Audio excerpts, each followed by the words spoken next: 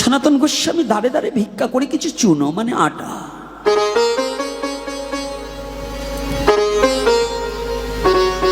নিজ হাতে ছেনে গোল গোল করে রুটি করতে পারতেন না,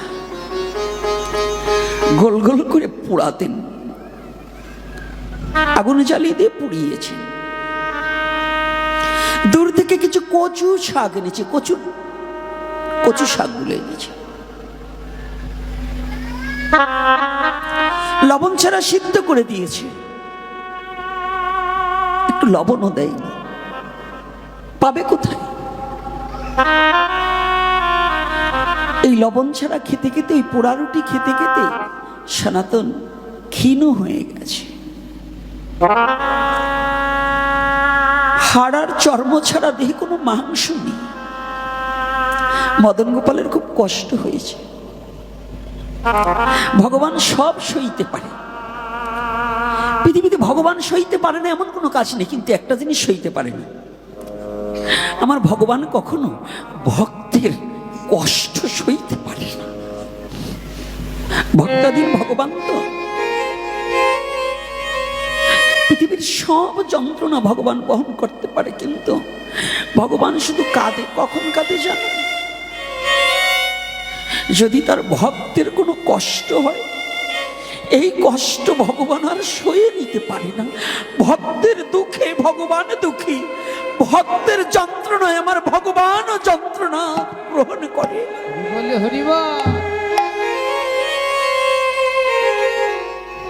সনাতনের ওই ক্ষীণ দেহটা দেখে মদন গোপালের ভালো লাগছে।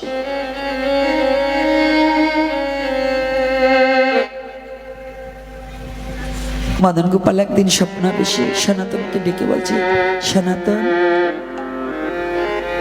মদন গোপাল ভাবছে, ভগবান ভাবছে যদি একটু লবণ দিয়ে যদি কচু শাকটা রান্না করে তাহলে পেট পুড়ে খেতে পারবে, আর কচু শাক যদি পেট পুড়ে খেতে পারে তাহলে ওর দেহটা সুস্থ থাকবে। আহা, ভগবানের কত করুণা ভক্তের প্রতি। কিন্তু আমার মতো মূর্খ জীবই কখনো বুঝতে পারলেন না যে ভগবান আমার জন্য কত বড় দয়াময়, কত বড় করুণার নিধি, প্রেমারধি।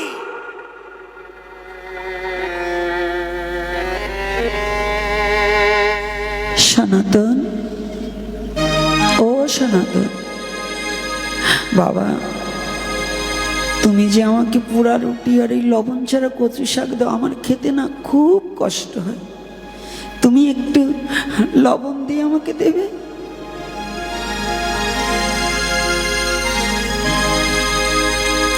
যে ভগবান অনন্ত কোটি ব্রহ্মাণ্ডের শশাগড়া পৃথিবীর মালিক, তার ভক্তের কাছে একটু কচু শাক চেয়ে খাচ্ছে লবণ দেওয়ার জন্য, বলছে আমাকে একটু লবণ দিয়ে দাও।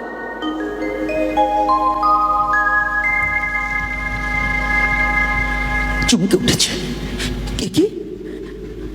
সনাতন বুঝতে আর বাকি রইলেন না। সুপ্রভাতে সনাতন বাচ্যক্রিয়াদি করিয়ে যমুনায় স্নান করে এসে মদন গোপালের কাছে গিয়ে বলছে, ও মদন গোপাল, ও ঠাকুর, তুমি আজকে তুমি কচু শাকে লবণ চাচ্ছ, কালকে তুমি ঘি চাবে, ছানা চাবে, মাখন চাবে, আমি কোথা থেকে দেবো? আমি তো কিছু দিতে পারবো না, আমি তো দিন ভিখারি, আমি কোথায় পাবো তোমার সেবার দ্রব্য? যদি তোমার লবণ দিয়ে খেতে হয় তাহলে তুমি রাজবাড়ি চলে যাও, আমি তোমাকে কিছু দিতে পারবো না। কথাটা ভালো করে বুঝে রাখো। যে ভগবানকে যুগী যোগ সাধনায় পায় না, ব্রহ্মজ্ঞানে পায় না, সেই ভগবানকে সনাতন বলছে তুমি চলে যাও, তোমাকে আমি চাই না। ভগবানকে চলে যেতে বলছে, কিন্তু বলেনি আমি তোমার সেবা করতে পারবো না। কথাটা কিন্তু সেবার মূল্যতা কোথায়? আপনারা জানেন এই সনাতন গোস্বামী লবণ ছাড়া কচু শাকের পোড়া রুটি খেয়ে জীবনটাকে ধারণ করেছে। আর আমরা বৈষ্ণব সমাজ এখন 52 পদ না হলে আমাদের উদর পূর্ণ হয় না। এই হচ্ছে আমাদের স্বরগোস্বামীর শিক্ষা। এই ছয় গোসাই প্রভু, এই ছয় গোসাই যার মুই তার দাস। কীর্তন তো পদকর্তার পদ, একেবারে পয়সা তো লাগে না, গিয়ে ফেললাম। পয়সা লাগে? পদ কীর্তন করতে পয়সা লাগে? এখন লাগে। এখন কীর্তনীয়দের আনতে হলে টাকা ছাড়া হবে